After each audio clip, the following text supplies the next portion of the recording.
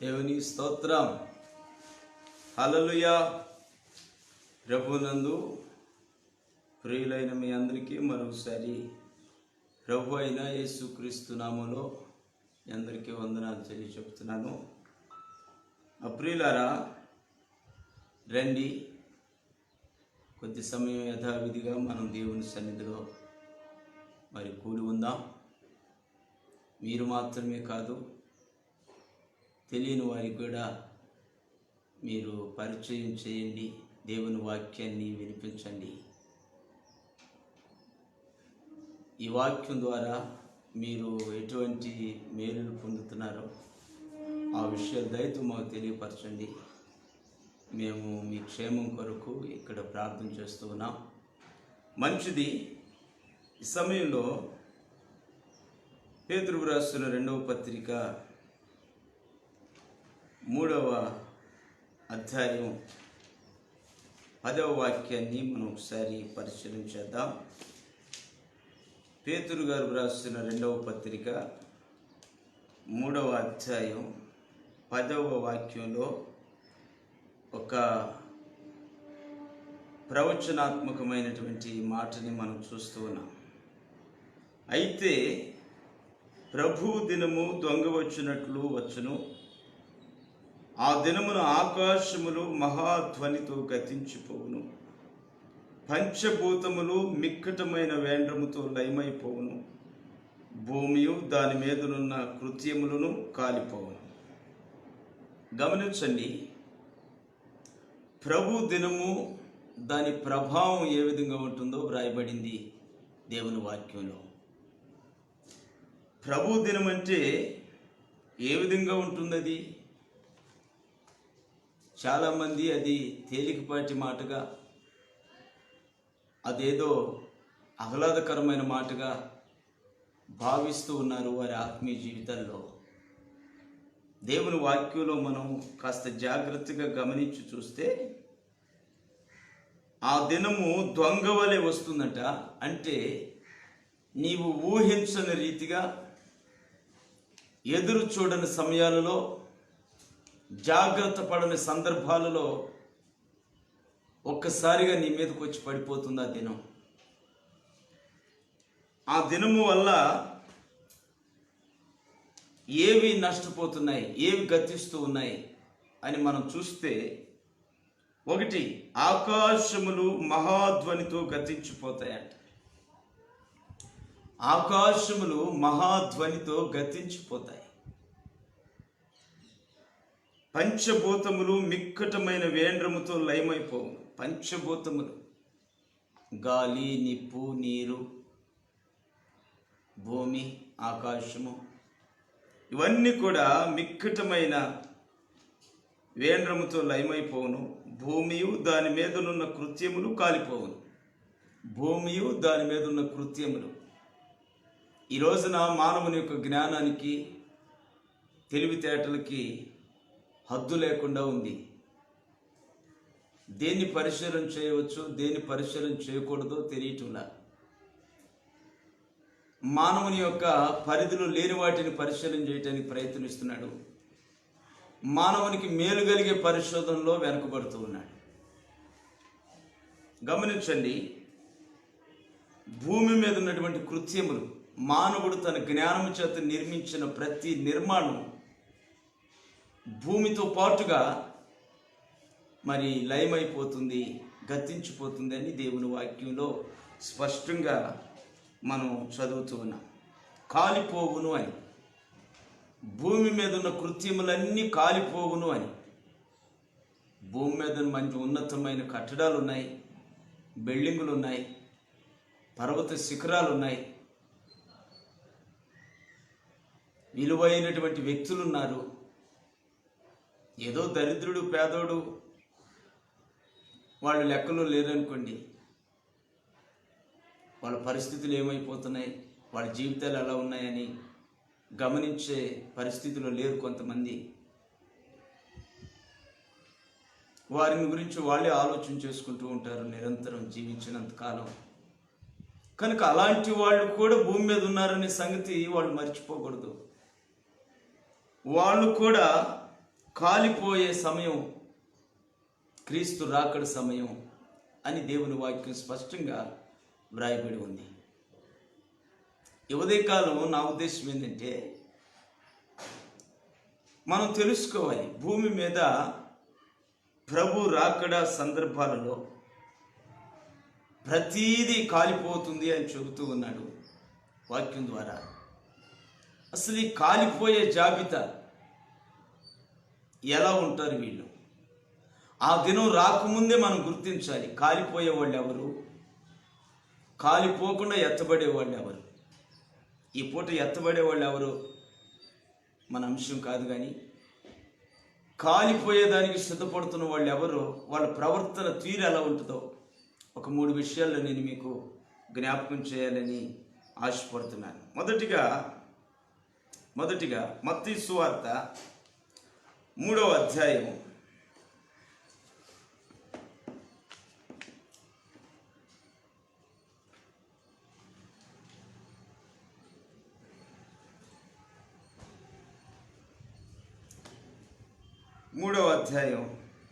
10వ వాక్యాన్ని మనం చూస్తూ ఉన్నప్పుడు, ఇప్పుడే గొడ్డలి చెట్ల వేరును ఉంచబడి ఉన్నది గనుక మంచి ఫలము ఫలింపని ప్రతి చెట్టును నరకబడి అగ్నిలో వేయబడి. ప్రభు అయిన యేసు క్రీస్తు స్వయంగా చెబుతున్నటువంటి మాటలండి ఇవి. మనం పేతురుపత్రికలో చూసాం, ప్రభు దినము దొంగ వచ్చినట్లు వచ్చును అని. ఆ దినము ఆయన రాకడ దొంగ వచ్చినట్లుగా ఉంటుందని, ప్రకృతిలో బలమైనవన్నీ కూడా కాలిపోతాయని దేవుని వాక్యం సెలవిస్తుంది. ఆ భాగంగా ప్రభు అయిన క్రీస్తు ప్రతి ఒక్కరూ రక్షణ పొంది అగ్ని పాలు కాకుండా ఉండాలని ఆయన అక్కడక్కడ కొన్ని శ్రేష్టమైన మాటలు మాట్లాడుతూ మనకి ఉదాహరణ ఇస్తూ ఉన్నాడు, మనకి సూచనలు ఇస్తూ ఉన్నాడు. ఏమిటది అంటే, ఎవరు అగ్నిలో వేయబడతారు అంటే, మంచి ఫలము ఫలింపని ప్రతి చెట్టును పోల్చి మాట్లాడుతున్నాడు. ఈ రోజున చెట్టును గురించి ప్రభు చెప్పడం కాదు, కానీ చెట్టుకు పోలిన నిన్ను గురించి, నన్ను గురించి మాట్లాడుతున్నాడు. ఏమని? ఇప్పుడే గొడ్డలి చెట్ల వేరును ఉంచబడి ఉంది. గొడ్డలి అనగా ఒక చెట్టును జీవం నుండి తొలగించగలిగిన ఆయుధం. అది ఒక వ్యక్తిని జీవితం నుండి తొలగించి మరణానికి అప్పగించగలిగిన ఆయుధం గొడ్డలి. ఈ గొడ్డలి చెట్ల వేరును ఉంచబడి ఉంది కనుక, గొడ్డలి అనగా చెట్టును నరికివేయగలిగిన ఆయుధం ఆ చెట్టు మొదట్లోనే సిద్ధపడి ఉంది నరికేదానికి. అందుచేత మంచి ఫలం ఫలించాలి అని ప్రభు చెబుతూ ఉన్నాడు. మేమెందుకు మంచిగా మాట్లాడాలండి, మేమెందుకు మంచిగా జీవించాలి, మేమెందుకు మంచిగా ప్రవర్తించాలి అని ఒకవేళ వాళ్ళు అంటారేమో. వాళ్ళ యొక్క జీవిత కీలకమైనటువంటి స్థలంలోనే మరణం అనే దాన్ని దేవుడు ఉంచాడు.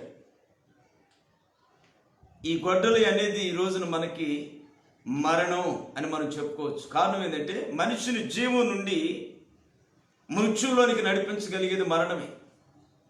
మనిషి బ్రతుకులో నుండి, జీవిస్తున్న మనిషి అనే ఒక మంచి అనుభవం నుండి మరణించిన మనిషి అనే దానిలోనికి నడిపించేది మరణమే. మరణం ఈ రోజున గొడ్డలి. చెట్టును గొడ్డలిని పోల్చి మనిషిని గురించి, మరణం గురించి ప్రభు అయిన క్రీస్తు మనకి తెలియచెబుతూ ఉన్నాడు. నా ప్రియులారా గమనించండి, మనిషికి కీలకము ఏదైతే ఉందో, అతి ప్రాముఖ్యమైనది, ప్రధానమైనది ఏదైతే ఉంది అని ఎంచుకుంటున్నాడో మనిషి, ఆ ఎంచుకుంటున్న దాంట్లోనే దాచాడంట మరణాన్ని. బాగా అర్థం చేసుకోండి. చెట్టుకి బలం ఏదండి? ఒక చెట్టు నిలబడేదానికి ఏది సహకరిస్తుంది? దాని మొదలు సహాయంతో మాను నిలబడుతుంది, మాను సహాయంతో కొమ్మలు నిలబడుతున్నాయి, కొమ్మల సహాయంతో రెమ్మలు నిలబడుతున్నాయి. చెట్టు మొత్తానికి నిలబడటానికి కారణం ఏంటంటే దాని మొదలు దాని పునాది బలంగా ఉంటే చెట్టు బలంగా నిలబడుతుంది. ఇప్పుడు ఆ చెట్టు మొదట్లో ఏమి ఉంచబడి ఉందని వాక్యం చెబుతుందంటే గొడ్డలు ఉంచబడింది. దేనికి ఉంచబడింది? అది మంచి ఫలము ఫలిస్తుందా లేదా? ఫలించని చెట్టు అయితే ఆ గొడ్డలు నరికేస్తుంది. ఫలించే చెట్టు అయితే ఆ గొడ్డలు ఏమి చేయదు. గమనించండి, ఈ చెట్టుకు పోల్చబడిన ప్రతి మానవుని జీవితం, ఆ మానవుని యొక్క నిర్మాణం, ఆ మనిషి బ్రతుకుతున్న బ్రతుకుకి ఏది బలమైన ఆధారం అని అనుకుంటున్నాడు ఈ పూట మనిషి. కొంతమంది ఉంటారు కదా, ఇదిగో మేము ఇలా ఉన్నామంటే మా ఉద్యోగాలు కారణమని, మా జ్ఞానం కారణమని, మా తెలివితేటలు కారణమని. కొంతమంది వాళ్ళ జీవితంలో ఉన్నటువంటి కొన్ని చెప్పుకోదగిన బలమైన వాటి గురించి చెప్పుకుంటూ ఉంటారు. వాటిని బట్టే మేము బ్రతుకుతున్నాం అన్నట్లుగా ఉంటారు. ఇప్పుడు వాక్యం ఏముంటుందంటే, ఓ మనుష్యుడా, నీవు నన్ను కానీ, నా కృపను కానీ, నా కార్యములు కానీ, నా కనికరం ప్రేమను కానీ గుర్తించకుండా నీలో ఉన్న ప్రాధాన్యమైనటువంటివి ఏవో వాటిని ఆధారం చేసుకొని నేను బ్రతుకుతున్నాను అని చెబుతున్నావు. కాబట్టి నీకు బ్రతికేదానికి ఆధారం ఏదైతే ఉంది అనుకుంటున్నావో దానిలోనే నేను మరణాన్ని పెట్టాను. నీకు మూలం ఏదైతే ఉందో దానిలోనే మరణము అనబడిన గొడ్డలి ఉంది. దేనికి ఉంది అది? నీవు మంచి ఫలములు ఫలించకపోతే ఆ రోజు నా గొడ్డలి నీవు చెప్పుకుంటున్నావే బ్రతుకు విలువైనదని, ఆ విలువ నుండి తొలగించేదానికి, చక్కగా నిలబడిన చెట్టుని మోడుగా మార్చేదానికి, మొదలుతో సహా కొట్టి క్రింద పడేసేదానికి, మట్టి కరిపించేదానికి, నిలిచి ఉన్న పచ్చటి చెట్టుని మట్టి కరిపించేదానికి గొడ్డలి దాని పునాదిలో దేవుడు సిద్ధపరిచి పెట్టాడు. జాగ్రత్త, దేవుని విడిచి ఈ రోజున ₹1,00,000 సంపాదిస్తున్నానని ఆనందిస్తూ ఉన్నావేమో. దేవుని సంఘానికి, సేవకునికి, వాక్యానికి దూరమై నేను ₹1,000 సంపాదించి మనుషుల మధ్య ఒక విలువైన జీవితం జీవిస్తున్నాను అనుకుంటున్నావేమో. లైఫ్లో నేను సెటిల్ అయిపోయి బహుబలంగా నిలబడి ఉన్నాను, ఏ పరిస్థితులు కూడా నన్ను పడగొట్టలేవు అని నిలిచి ఉన్నావేమో. నీవు నిలబడటానికి కారణం ఏదైతే ఉందో దానిలోనే నీవు మట్టి కరిచేదాన్ని కూడా దాచిపెట్టాడు నా ప్రభు అయిన క్రీస్తు. అందుచేత ఉదయకాలం ఏ వ్యక్తి అయినా వారికి ఉన్నదానిని బట్టి అతిశయించకుండా మనం ఏది మనకి మేలు చేస్తుంది అనుకుంటున్నామో దానిలోనే మరణం కూడా దాగుంది. కాబట్టి మనం బహుజాగ్రత్తగా ప్రభు ఏం కోరుకుంటున్నాడు మన జీవితాల్లో ఆ దిశగా మనం నడవటం ఈ కడవరి దినాల్లో నీకు నాకు అతి అవసరమైనటువంటి ప్రవర్తన. ప్రభు అంటాడు, మారు మనసుకు తగిన ఫలాలు ఫలించాలి. మారు మనసు కలిగినప్పుడు దానికి తగినటువంటి ఫలాలు వ్యక్తిగత జీవితంలో కనిపించాలి. ఇది మామిడి చెట్టు అనుకున్నప్పుడు దానికి ఆ పేరు ఎందుకు వచ్చినట్లు? దానికి మామిడి పళ్ళు కనబడతాయి కాబట్టి ఆ మామిడి పళ్ళు ఉన్నందున దానికి మామిడి చెట్టు అని పేరు పెట్టారు. చింత చెట్టు అన్నామంటే దానికి చింతకాయలు ఉంటాయి కాబట్టి చింత చెట్టు అని పేరు పెట్టారు. ఫలించేడు చెట్టు అని నీకు నాకు పేరు పెట్టాలని ప్రభు ఇష్టపడ్డాడు. ఆదికాండంలోనే చెప్పాడు, మీరు భూమి అంతటా ఫలించమని. యోహాను 15వ అధ్యాయంలో కూడా చెబుతూ ఉన్నాడు, మీరు బహుగా ఫలించడం నా దేవునికి మహిమ అని. దేవుడు మనం ఫలించాలని కోరుకుంటున్నాడు. నీవు నేను ఫలించే చెట్టుగా ఉండాలని కోరుకుంటున్నాడు. కనుక నీ జీవితంలో ఏం ఫలాలు ఉండాలి? మార్పు చెందినటువంటి వ్యక్తి జీవితంలో మార్పు చెందినటువంటి ప్రవర్తన కనిపించాలి, మార్పు కనిపించాలి. నీవు మారావు అనే దానికి తగిన మార్పు లోకజనులకు కనిపించాలి. ఈ మార్పు అనేది నీ జీవితంలో కనబడకుండా నేను మారు మనసు పొందాను అంటే నువ్వు పొందిన మారు మనసు ఎలా ఉంటుందో ఇతరులకి తెలియలేదు కాబట్టి నీవు ఫలించని చెట్టువి. మారు మనసు తగిన ఫలము ఫలించుడి అని 7వ వాక్యం కూడా మనకి చక్కగా చెబుతుంది. మత్తయి సువార్త 3:7 మనం చూస్తూ ఉన్నప్పుడు మారు మనస్సునకు తగిన ఫలము ఫలించుడి. 10లో చూస్తున్నప్పుడు మంచి ఫలము ఫలింపని ప్రతి చెట్టును నరకబడి అగ్నిలో వేయబడునని. ఇప్పుడు నా వాక్యం యొక్క సారాంశం ఏంటంటే, ప్రభు దినము దొంగ వలె వస్తుంది అని బైబిల్ చెబుతుంది. ఈరోజే రావచ్చు, మధ్యాహ్నం రావచ్చు, రేపు రావచ్చు, ఎల్లుండి రావచ్చు, ఏ టైంలోనే రావచ్చు. ఏ టైంలో వచ్చినా నీవు నరకబడే స్థితిలో ఉన్న, అగ్నిలో వేయబడే స్థితిలో ఉన్నావా, లేదంటే అగ్ని నుండి వేరు చేయబడిన స్థితిలో ఉన్నావా? అగ్నిలో ఉండే స్థితిని గురించి నేను ఒక 3 విషయాలు మీకు జ్ఞాపకం చేయాలని ఇష్టపడ్డాను. దాంట్లో మొదటి విషయం మనం ధ్యానం చేసుకుంటున్నాం. అగ్నిలో పడేటువంటి వాళ్ళు ఎవరు? ప్రభు వచ్చినప్పుడు ఆ రహస్యపు రాకడ, ఆ యొక్క క్రీస్తు రాకడలో, దొంగ వలె వచ్చేటువంటి ఆ యొక్క క్రీస్తు రాకడలో అగ్ని పాలయ్యే బ్రతుకులు ఎలా ఉంటాయి అంటే, మారు మనస్సు ఉంది కానీ మారు మనస్సుకు తగిన ఫలాలు లేవు. అది మామిడి చెట్టే కానీ దానికి ఎప్పుడు మామిడికాయలు కాయవు.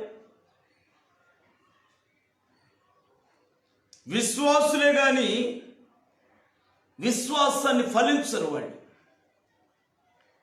క్రీస్తు సంఘంలో ఉంటారు కానీ సంఘం కొరకు ఫలించరు.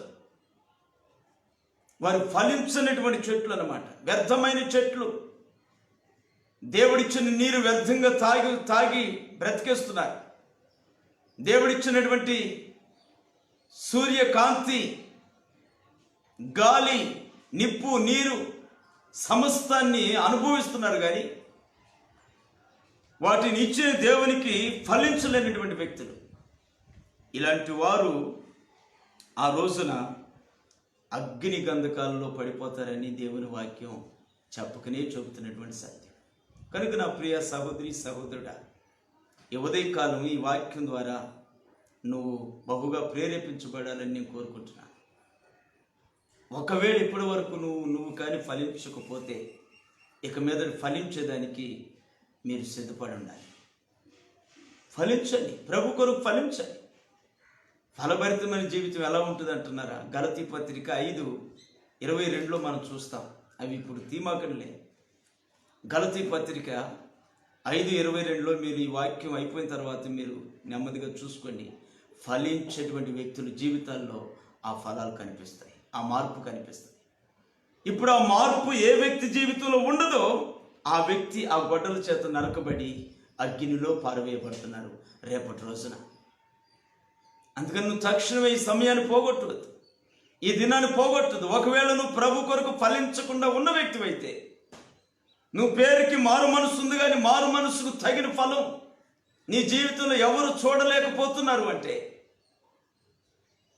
నువ్వు వెంటనే జాగ్రత్త పడాలి. ప్రభు రాక దొంగ వలె వస్తుందని బైబిల్ చెబుతావు. నువ్వు ఫలించేదానికి సిద్ధపడాలి. రెండవ మాటగా మనం మత్తయి సువార్తలోనే 13వ అధ్యాయం 30వ వాక్యంలో చూద్దాం. మత్తయి సువార్త 13:30వ వాక్యాన్ని మనం చూస్తూ ఉన్నప్పుడు, కోతకాలము వరకు రెంటిని కలిసి ఎదుగనీయుడి. కోతకాలమందు గురుగులను ముందుగా కూర్చి వాటిని కాల్చివేయుటకు కట్టలు కట్టి గోధుమలను నా కొట్టులో చేర్చి పెట్టుడని కోతగాండ్రుతో చెప్పుతున్నాను. ఇక్కడ సందర్భాన్ని నేను కాస్త జ్ఞాపకం చేస్తాను. ఒక రైతు చేను వేశాడండి, గోధుమలు జల్లాడు గోధుమ పంట కోసం. గోధుమలు చల్లాడు. ఆ చల్లబడిన గోధుమలు మొక్కలుగా ఎదిగి ఫలించి గోధుమ పంట యజమానికి అందిస్తుందని ఆ పొలానికి ఒక కాపలాదారిని కూడా పెట్టాడు. ఈ కాపలాదారి నిద్రిస్తూ ఉన్నప్పుడు ఒక రోజున శత్రువు వచ్చి గురుగులు ఆ గోధుమల మధ్య చల్లేసి వెళ్ళిపోయాడు. ఇప్పుడు గురుగులు మొలిచాయి, గోధుమలు మొలిచాయి. ఈ కాపులదారి గమనించాడు. పరుగు పరుగున రైతు దగ్గరికి వెళ్ళాడు. అయ్యా, పొరపాటు అయిపోయింది, నేను కాస్త నిద్రించాను. నేను నిద్రించడం చూచి శత్రువు వచ్చేసి మన గోధుమ పంటలో గురుగులు చల్లేసి వెళ్ళిపోయాడయ్యా, అవి కూడా మొలిచిని అని మరి ఈ కాపులదారి చెప్పినప్పుడు అప్పుడు ఆ రైతు అంటాడు, ఆ యజమాని అంటాడు, భలేవాడివిరా, ఇప్పుడు కనుక గురుగులు నువ్వు పీకావంటే వాటితో పాటు గోధుమలు కూడా పెళ్లగించబడతాయి. గోధుమలు పెళ్లగించబడకూడదు, అందుకని రెండిటిని కలిసి ఎదగనివ్వండి. గమనించండి మాటని. రైతు అంటున్నాడు, గోధుమ పంటకి హక్కుదారి మాట్లాడుతున్నాడు. రెండిటిని కలిసి ఎదగనివ్వండి అంటే దేనిని గోధుమ గింజని గురుగు గింజని రెండిటిని కలిసి ఎదగనివ్వండి. ఆ తర్వాత వేరు చేద్దాం, గురుగుల్ని పీకి కట్టగట్టి అగ్నిలో పడేద్దాం అని రైతు చెబుతూ ఉన్నాడు. ప్రస్తుతం ఈ రోజున అన్యాయంగా అక్రమంగా జీవించేవాళ్ళు, దేవుని కాదని దూరంగా బ్రతుకుతున్న వాళ్ళు, మాకేం వయసిపోయిందిలే, ఇంకా అనుభవించవలసిన లోకంలో చాలా ఉన్నాయి, అవన్నీ అయిపోయిన తర్వాత, కాళ్ళు పడిపోయిన తర్వాత, నోరు పడిపోయిన తర్వాత, చూపు పడిపోయిన తర్వాత, చేతులు పడిపోయిన తర్వాత అప్పుడు ప్రభువు నమ్ముకొని దేవుడి రాజ్యం వెళ్దామని అనుకొని ఇచ్చలు విడిగా జీవిస్తున్నటువంటి అనేక మంది జనం ఉన్నారండి లోకంలో. వీళ్ళందరూ గుర్తించవలసింది ఏమిటంటే, దేవుడు నీ మీద కనుదృష్టి పెట్టాడు. మంచి తోటమాలి నీ మీద కనుదృష్టి పెట్టి ఉంచాడు. పరిశుద్ధులు అనబడిన గోధుమ విత్తనాల మధ్య దౌర్భాగ్యంగా జీవిస్తున్నటువంటి గురుగులు అనబడినటువంటి వాటిని ఎదగనివ్వండి అని దేవుడు చెప్పాడు. ఈ రోజున నీతిమంతులు ఉన్నారండి భూమి మీద. ఆ నీతిమంతుల మధ్య అవినీతిని అనుసరించే ప్రజలు కూడా ఎదుగుతూనే ఉన్నారు. దేవుని ప్రజలు ఎలా ఎదుగుతున్నారో అలాగే వీళ్ళు కూడా ఎదుగుతున్నారు. వీళ్ళు అనుకుంటారు మేము చేస్తున్న అన్యాయాలకి మేమేమి ఇబ్బంది పడటం లేదు అని, మేము దేవునికి దూరంగా జీవిస్తున్నా మాకు ఎటువంటి కష్టం రాలేదు అని, మేము దేవుణ్ణి వదిలిపెట్టి బ్రతుకుతూ ఉన్నా మాకు ఎటువంటి లోపాలు రావటం లేదు, శాపం మన మీద లేదు అని వీళ్ళు అనుకుంటున్నారు. ఆ మధ్య కొంతమంది అంటున్నారు, సువార్తని పట్టుకు వెళితే ఆ సువార్త పట్టుకెళ్ళిన వాళ్ళతోటి కొంతమంది అంటున్నారు, మేము మాత్రం పాపులం కాదు, బైబిల్ దేవుడిని అనుసరిస్తున్న మీరే పాపులు, మేమెవరం పాపులం కాదు, మేమంతా పరిశుద్ధులం పుణ్యాత్ములం అని వాళ్ళు అంటున్నారు. కారణం ఏంటంటే వాళ్ళ జీవితాలు సవ్యంగా కొనసాగుతున్నాయని, వాళ్ళ ఉద్దేశాలు మంచిగా నెరవేర్చబడుతున్నాయని. మా మీద శాపం ఉంటే మేమెందుకు ఇలా బ్రతుకుతాం, మా మీద దేవుని ఉగ్రత ఉంటే మేమెందుకు ఇలా అభివృద్ధికి వస్తాం, ఇంటి మీద ఇల్లు కడతాం, ఎందుకు మేము కారులో తిరుగుతాం, బంగ్లాల్లో ఉంటాం, మా మీద ఏ శాపం లేదు కాబట్టి మేము చక్కగా వర్ధిల్లుతున్నాం అని వాళ్ళు భ్రమపడుతూ ఉన్నారు. వాళ్ళు ఎందుకు అలా బ్రతుకుతున్నారు అంటే, ఇదిగో దేవుని వాక్యం చక్కగా గురుగులు గోధుమలు పోల్చి చక్కగా మాట్లాడుతున్నాడు యేసయ్య. గోధుమలు అనగా ప్రభు కొరకు, దేవుని కొరకు నీతియుక్తంగా నిలిచినటువంటి వ్యక్తులు, గురుగులు అనగా వారి కొరకై వారు నిలిచి ఉన్నటువంటి వ్యక్తులు, లోకం వరకు నిలబడిన వ్యక్తులు. ఇప్పుడు గురుగులు పీకేయాలని తోటమాలి అడుగుతూ ఉన్నప్పుడు ఆ రైతు అంటాడు, గోధుమలతో పాటు గురుగులను కూడా ఎదగనివ్వండి, అవి ఎదిగే కార్యక్రమంలోనే ఉంటే ఎదగనివ్వండి, తగిన దినం వస్తుంది, అప్పుడు ఆ గురుగుల్ని పీకి కట్టగట్టి అగ్నిలో పడేయండి అని చెబుతూ ఉన్నాడు. మీ ఎదుగుదల అగ్ని పాలకేననే వాస్తవాన్ని మీరు మర్చిపోకూడదు. దేవుని విడిచి తిరుగుతున్న ప్రతి మనిషి అభివృద్ధి నాశనానికే అనే సంగతిని బైబిల్ చెప్పుకునే చెబుతున్నటువంటి ఒక నగ్న సత్యం. అభివృద్ధికి వస్తున్నానని ఆనందపడుతున్న ప్రియ సహోదరుడా, విలాసవంతమైన జీవితాలు జీవిస్తున్నామని అతిశయిస్తున్నటువంటి ప్రతి ఒక్క మనిషికి దేవుని యొక్క వాక్యం ఒక హెచ్చరిక. ఏమిటా హెచ్చరిక అంటే, మీ ఎదుగుదల, మీ సుఖం, మీ సౌఖ్యం, మీ క్షేమం ఒకానొక రోజున భయంకరమైన అగ్నిలో కాల్చబడేదానికే అనే సంగతిని మర్చిపోకూడదు. అందుచేత మనం ఎలా జీవించాలని ప్రభు ఇష్టపడుతున్నాడంటే, నీకు ఎన్ని ఉన్నా, నీకు ఎంత అభివృద్ధి ఉన్నా, ఎంత ఐశ్వర్యం ఉన్నా ప్రభు కొరకు ఫలించాలి అని, మారు మనసుకు తగిన ఫలము ఫలించాలని దేవుని యొక్క వాక్యం చెబుతూ ఉంది. మనల్ని ఏదో కొండని పిండి చేయమని చెప్పలేదండి. ఆయన మన కొరకు కార్చినట్లుగా ఆఖరి బొట్టు వరకు రక్తాన్ని మనల్ని కూడా కార్చమని చెప్పలేదు. ఆయన సాటి మనిషి కొరకు ఫలించమంటున్నాడు. పేదగా ఉన్నవాడి కొరకు ధనవంతుడా నువ్వు ఫలించు అంటున్నాడు. ధనవంతుడిగా ఉన్నవాడు అతనికి కలిగినటువంటి ధనంలో కొంత దరిద్రుడికి ఇచ్చి వాడి ఆకలి తీర్చమంటున్నాడు. అదే ఫలభరితమైన జీవితం. ప్రేమించమని చెబుతున్నాడు. సమాధానం కలిగి ఉండమంటున్నాడు. నిందారహితంగా జీవించమంటున్నాడు. దీర్ఘశాంతము కలిగి ఉండమంటున్నాడు. ఇవన్నీ కూడా ఫలించవలసినటువంటి ఫలాలు. ఈ ఫలాలు లేకుండా మేము మారు మనసు పొందాం, ప్రభు సన్నిధికి వెళుతున్నాం, దశంభాగాలు ఇస్తున్నాం, కానుకలు ఇస్తున్నాం, సేవకుని ప్రేమిస్తున్నాం, సంఘాల్లో పెద్ద పెద్ద స్థానాలు, బిరుదులు మాకున్నాయి, శాలువాలు మార్చి శాలువాలు కప్పించుకుంటున్నాం. వేగిరి పడుతున్న నా ప్రియ సహోదరులారా, దేవుని వాక్యం చెబుతుంది, నీకు మారు మనసు తగిన ఫలం ఉందా? లేకపోతే నీ అభివృద్ధి, నీ సన్మానాలు, నీ ఆహ్లాదకరమైన జీవితం, ఐశ్వర్యవంతమైన విలాసవంతమైనటువంటి బ్రతుకు ఒక రోజున అగ్నిలో పడే అవకాశం ఉంది అని జాగ్రత్త పడండి. మూడో మాట నేను చెప్తాను. మూడో మాట యోహాను సువార్త 15వ అధ్యాయం. యోహాను సువార్త 15వ అధ్యాయం 6వ వాక్యంలో మనం చూస్తాం.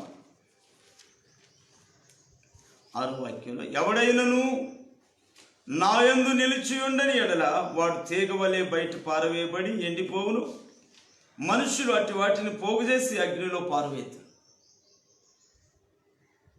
గమనించండి, అగ్నిలో పడగలిగిన అనుభవాలు నేను మీకు జ్ఞాపకం చేస్తున్నాను. ఒకటి, మారు మనసుకు తగిన ఫలము ఫలించని వారు అగ్నిలో పడతారు. రెండవది, గోధుమల మధ్య గురుగులుగా ఉన్నవే నీవు అగ్నిలో పడతావు. గోధుమల మధ్య గురుగులుగా ఉన్నటువంటి వాడు. నా ప్రియులారా, దీనిలో ఇంకొక సత్యం ఉంది. గోధుమకి అందం సొగసు ఉండదండి. గోధుమ గింజను చూడని మీరు గమనించి, దానికి ఎటువంటి మెరుపు ఉండదు, ఎటువంటి తళుకు ఉండదు. ఆ గోధుమ గింజ అంటది, నేను ఏ రోజుకైనా 2 రాళ్ళ కింద నలిగిపోయి మెత్తని పిండి చేయబడి అనేకులు ఆకలి తీర్చే ఒక రొట్టిగా నేను మారవలసిన దాన్ని అని, అది ఏ రోజుకైనా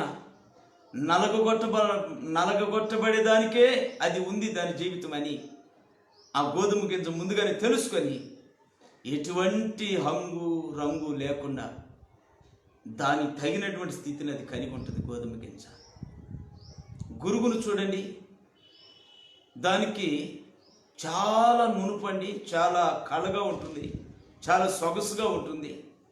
చూచేవారి కళ్ళు దాని మీదే పడిపోతాయి. కానీ అది 2 రాళ్ల క్రింద నలగగొట్టబడదు. ఒకవేళ నలగగొట్టబడిన ఆకలి తీర్చగలిగినటువంటి రుచి దానిలో లేదు. అది ఆహారం తీర్చబడేది కాదు. ఆకలి తీర్చేదానికి దేవుడు దాన్ని ఉపయోగించలేదు. గురుగు అని దాన్ని, అది కంటికి రమ్యంగా ఉంటుంది కానీ ఏ ఒక్క ఆకలి కూడా తీర్చలేదు. సంఘంలో కొంతమంది ఇలాగనే ఉన్నారండి. దేవుని చేత ఆశీర్వదించబడిన వారు అనే ఒక కళను ధరించారు కానీ వారి వలన ఏ ఒక్క వ్యక్తి కూడా ఉపయోగం లేదు. సేవకునికి ఉపయోగం లేదు, సంఘానికి ఉపయోగం లేదు, సమాజానికి ఉపయోగం లేదు. పైగా ధనవంతులు, దేవుడి ఆశీర్వదించాడు మమ్మల్ని సాక్ష్యాలు చెబుతున్న వాళ్ళు,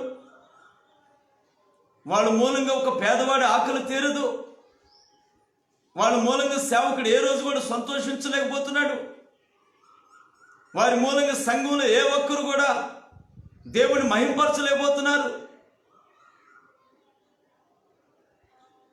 గోధుమలన్నీ ఒక రంగు కలిగి ఉంటే గురుగు దానికి భిన్నమైన రంగులో కనిపిస్తూ ఉంది. నిజమే కదా? ప్రభు కొరకు జీవించేవాళ్ళు వాక్యానికి తగిన వస్త్రాలు ధరించి, వాక్యానికి తగిన గుణలక్షణాలు కలిగి ఉండి వాళ్ళు వాళ్ళకులాగానే బ్రతుకుతున్నారు. ప్రభు కొరకు బ్రతుకుతూ ఈ లోకంలో చావకుండా, లోకాన్ని ధరించి, లోకాన్ని అనుభవించి, లోకంలో విర్రవీగాలి అనుకున్న వాళ్ళు గోధుమల్ని పోలి జీవించకుండా వాళ్ళు సొగసును వాళ్ళలోనే ఉంచుకొని ఉంటున్నారు. ఏది గోధుమ గింజో ఏది గురుగు గింజో మనం గమనించగలిగేటట్లు. నిజమే, ఈ రోజున సంఘాల్లో కూడా దేవుని మనుషులు ఎవరో, లోకానికి సంబంధించిన వాళ్ళు ఎవరో తేటగా కనబడేటట్లు వాళ్ళ అవతారాలు కూడా అలాగే కనిపిస్తున్నాయి. గురుగు వలె కనిపిస్తున్నారు కొంతమంది సంఘంలో. తెలుపు వస్త్రాలు ధరించి ప్రభువును ఆత్మతో సత్యముతో ఆరాధిస్తున్న జనం మధ్య కొంతమంది గురుగులు కనిపించినట్లుగా కనిపిస్తున్నారు. ఈ కనిపించే వాళ్ళలో దైవ సేవకులు ఉన్నారు, విశ్వాసులు ఉన్నారు. వ్యత్యాసం, గోధుమ గింజ ఎలా ఉంటుంది, గురుగు ఎలా ఉంటుంది, పరిశుద్ధుడు ఎలా ఉంటాడు, లోకస్తుడు ఎలా ఉంటాడు, వ్యత్యాసం కనబడతా ఉంది. లోకస్తునికి గురుగును పోల్చాడు దేవుడు, పరిశుద్ధునికి గోధుమ గింజను పోల్చాడు. సంఘంలో, పరిశుద్ధ దేవుని సంఘములో తెలుపు వస్త్రాలు ధరించి ప్రభువును మహింపరుస్తున్నటువంటి పరిశుద్ధుల దగ్గర వాళ్ళను పోలి నువ్వు ఉన్నావా? వాళ్ళకి భిన్నంగా నువ్వు కనిపిస్తున్నావా? భిన్నంగా ఉన్నావంటే నువ్వు గురుగు గింజ అనే సంగతిని మర్చిపోవాలి. అలాంటి వాళ్ళు అగ్నిలో పడతారని బైబిల్ చెబుతా ఉంది. మూడవదిగా మనం చూస్తూ ఉన్నాం యోహాను సువార్త 15:6లో, ఎవడైనను నా యందు నిలిచి ఉండని ఎడల. గమనించండి, దేవుని యందు నిలిచి ఉండాలి అంటున్నాడు వాక్యం. నిలిచి ఉండని ఎడల వాడు అగ్నిలో పడవేయబడతాడు. ప్రభు యందు నిలిచి ఉండాలి. చాలామంది అనుకుంటున్నారు ఈ వాక్యం చదివిన తర్వాత, ఈ వాక్యం మాకు కాదులే, మనం ప్రతి ఆదివారం సంఘంలో ఉన్నాం కదా, మందిరంలో ఉంటున్నాం కదా, అన్ని కార్యక్రమాల్లో మనం ఉంటున్నాం కదా, క్రిస్మస్ డ్యాన్సులో మనం ఉంటున్నాం, మరి ఈస్టర్ సందర్భాల్లో రోడ్ల మీద తిరిగే వాళ్ళలో మనం ఉంటున్నాం, ఉపవాస దినాలు, లెంటి దినాల్లో ప్రభు కోసం ఏడ్చే వాళ్ళలో మనం ఉంటున్నాం, ప్రతి కార్యక్రమాల్లో మనం ఉంటున్నాం. కాబట్టి మనం ప్రభువునందే నిలబడి ఉన్నాం అని చాలామంది భ్రమపడుతూ ఉన్నారు. నా ప్రియమైన దేవుని బిడ్డలారా, ప్రభువునందు నిలిచి ఉండటం అంటే అది కాదండి, అది కాదు.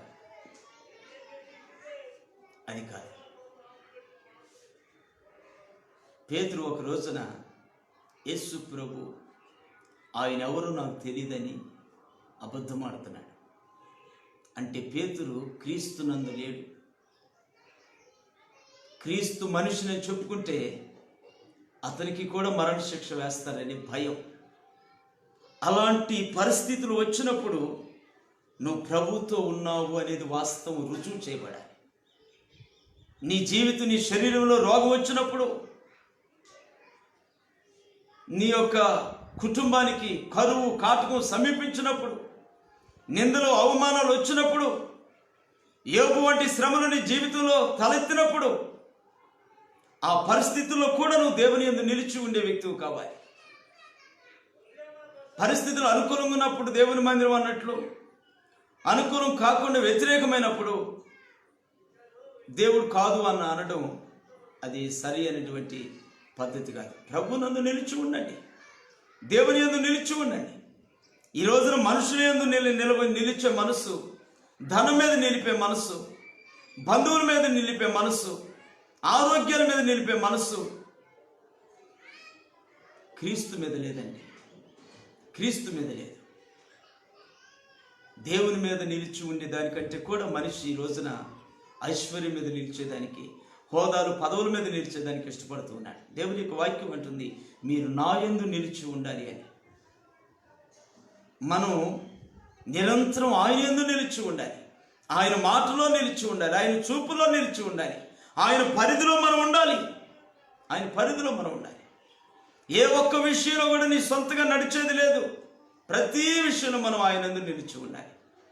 అప్పుడు మనం ఫలించే వారంగా ఉంటాం. కానీ ఆయన యందు లేకుండా ఏదో మొక్కుబడిగా ఆదివారం ఒక రోజు వచ్చి కొద్దిసేపు కూర్చొని లేచి వెళితే నువ్వు ప్రభునందు లేవు. ఆ కారణం చేత వాళ్ళు కూడా అగ్నిలో పడవేయబడతారని దేవుని వాక్యం చెబుతాం. కాబట్టి ఉదయకాలం ఈ కొద్ది మాటల్లో మనం గుర్తించవలసిన సత్యం ఏంటంటే, ప్రభు కొరకు మనం ఫలిద్దాం, సంఘం కొరకు ఫలించండి.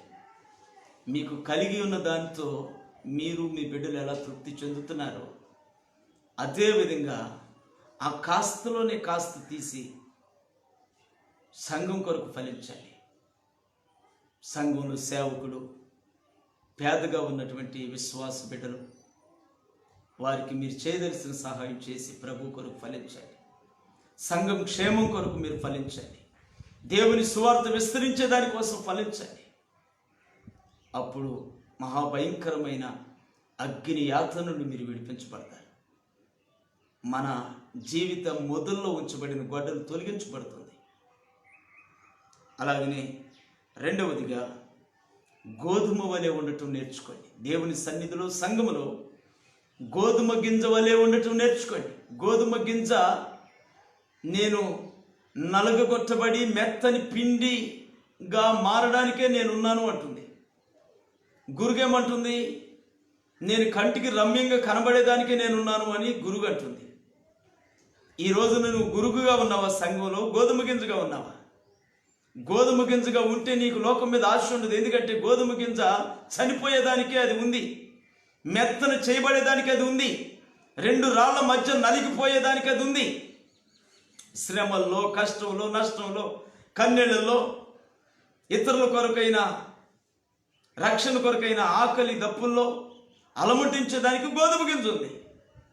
గురుగు దేనికుంది? ప్రజల యొక్క కళ్ళకి అందంగా కనబడేదానికి మాత్రమే ఉంది గురుగు. ఈ రోజున సంఘంలో నువ్వు గురుగు వలె ఉన్నావా? గోధుమ గింజ వలె ఉన్నావా? గోధుమ గింజ అయితే దేవుని యొక్క కొట్టులోనికి సమకూర్చబడుతుందంట, గురుగు అయితే అగ్నిలో పడవేయబడుతుందంట. ఈ రెండిట్లో దేని వలె ఉండాలో నీవే తీర్మానం చేసుకోవాలి ఉదయకాలం. మూడవదిగా, నువ్వు ప్రభువునందు నిలిచి ఉన్నావా? దేవుని యందు నిలిచావా? లోకం యందు నిలిచావా? లోకంలో నిలబడితే లోకపు మాటలు మనలో ఉంటాయి, లోకపు అవతారం మనలో ఉంటుంది. క్రీస్తునందు నిలబడితే క్రీస్తు వలె నీవు ఉంటావు. నిన్ను చూసిన వాళ్ళు క్రీస్తును చూసినంతగా సంతృప్తి పడతారు. మనం ఎవరి వలె ఉన్నాం? ఎవరి యందు ఉన్నాం? ఈ 3 వాక్యాలు మీ గుండెల్లో జ్ఞాపకం చేసుకొని ఆ దిశగా మీరంతా నడవాలని ఒక సేవకునిగా ప్రభు పేరు మనవి చేస్తున్నాను. తలలు వంచండి, చిన్న ప్రార్థన చేస్తాను. పరిశుద్ధుడా, ప్రేమగల తండ్రి, స్తుతిస్తున్నాను నాయన. ఈ ఉదయకాలం అయా పేతురు భక్తుడు చెబుతున్నట్లుగా ప్రభు రాకడ దొంగ వలె వస్తుంది. ఆకాశములు, భూమి సమస్తం కూడా, భూమి మీద ఉన్న కృత్యములన్నీ కాలిపోతాయని చెబుతున్నాడు. ఈ కాలిపోయే వాటిలో ఎవరున్నారు, ఎలాంటి వాళ్ళు ఉండబోతున్నారని దాన్ని మేము ఇప్పుడు ధ్యానం చేసుకున్నాం. నాయన, మారు మనస్సు ఉంది కానీ మారు మనస్సు తగిన ఫలాలు చాలామంది జీవితాల్లో లేవు. మారు మనస్సు అయితే పొందారు, మీరు దేవుడని మాత్రం గుర్తించారు, కానీ ఆ తర్వాత నీ మనస్సును కలిగి ఎలా ఫలించాలో వాళ్ళు తెలుసుకోలేదు. దయతో అలాంటి వాళ్ళు ఇదిగో ఈ వాక్యం ఎదుట ఉన్నట్లయితే ఇప్పుడే మీరు నీ బిడ్డను బలపరచిన ఆయన వారి మార్గపు అనుభవాల నుండి వేరు చేసి మారు మనసుకు తగిన ఫలముల వైపు నీ బిడ్డలను నడిపించమని ప్రార్థిస్తున్నాను. సహాయం చేయి. ఇంకెవరైనా మా ప్రియులు నాయన గోధుమ వలె ఉండకుండా సంఘంలో గురుగుల వలె ఉంటున్నారేమో, అంటే సంఘంలో ధనవంతులుగా, ఐశ్వర్యవంతులుగా, అందరి కళ్ళు పడే విధంగా వాళ్ళు జీవిస్తూ ఉన్నారేమో. ప్రభువా, నీ కొరకు గోధుమ గింజ వలె నేను ఎప్పటికైనా చనిపోయేదానికి, మెత్తలు చేయబడేదానికి, పిండిగా ఉండేదానికి, అనేకులకు ఆకలి తీర్చేదానికి నేనున్నాను అని తన మీద తన ఆశలు వదులుకొని అనేకుల ఆకలి తీర్చేదానికి సిద్ధపడి ఉన్న గోధుమ వలె కొందరు ఉండలేకపోతున్నాడు సంఘాల్లో. వాళ్ళతో దయతో ఈ ఉదయకాలం మీరు మాట్లాడారని నేను నమ్ముతున్నాను ఆయన. గోధుమ వలె అనగా పరిశుద్ధుల వలె జీవించుటకు తగిన కృపని అనేక మందికి దయచేయమని ప్రార్థిస్తున్నాను. అలాగే నేను ఆయన అయా మనుషులతో కాకుండా, పదవులతో కాకుండా, అధికారాలతో కాకుండా నీతో ఉండే సమయం మాకు దయచేయండి. నీ యందు ఎవరు ఉంటారో, నీ ఆలోచనలు ఎవరు ఉంటారో, నీ వాక్యం యొక్క ఉద్దేశాలు ఎవరు నడిపించబడతారో వాళ్ళే విడిపించబడతారని వాక్యం చెబుతూ ఉంది. కాబట్టి నాయన మేమంతా నీ యందు నిలిచి ఉండే భాగ్యాన్ని మాకు దయచేసి మాయం తెచ్చుకోండి. ఏది ఏమైనా రాబోతున్న నీ యొక్క రాకడ, ఆ తదుపరి ప్రజలందరికీ కలగబోతున్నటువంటి అగ్ని తీర్పు, దీని నుండి నీ బిడ్డలుగా మమ్మల్ని వేరు చేసిన ఆయన గొర్రెపిల్ల వివాహోత్సవంలో 7 సంవత్సరాలు చక్కటి ఆ విందులో మేము పాలు పొందే భాగ్యం, యుగ యుగాలు నీ సింహాసనం దగ్గర నీ పాద సన్నిధిలో స్తుతించి కొనియాడి పాడి మహిమపరచగలిగిన భాగ్యంలో మేమంతా ఉండినట్లు మమ్మల్ని జ్ఞాపకం చేసుకోమని నీ చిత్తమైతే తండ్రి మరొక పర్యాయం మరికొన్ని మాటలతో నీ బిడ్డల ముందు నన్ను బలపరచు నిలబెట్టమని. ఇదిగో నీ బిడ్డలు వారి వారి పనులను మానుకొని సమయాన్ని నీ వాక్యం కొరకు కేటాయించి సిద్ధపడి ఉన్నారు. బిడ్డలు వారి కుటుంబాలను మీరు నిండుగా మెండుగా దీవించి ఆశీర్వదించండి. ఇంకా ఏవైనా కొదువులు వాళ్ళ జీవితంలో ఉండి ఉంటే నాయన తక్షణమే ఈరోజు మీరు జ్ఞాపకం చేసుకునేట్టు కొదువులన్నీ మీరు తీర్చి మహిమ ఘనత ప్రభావాలు పొందమని యేసయ్య నామములో ప్రార్థించి వేడుకుంటున్నాను తండ్రి. ఆమేన్, ఆమేన్. మన ప్రభు అయిన యేసుక్రీస్తు కృప మీ వ్యక్తిగత జీవితాల్లో సమృద్ధిగా నిండునుగాక. ఆమేన్. వందనాలు.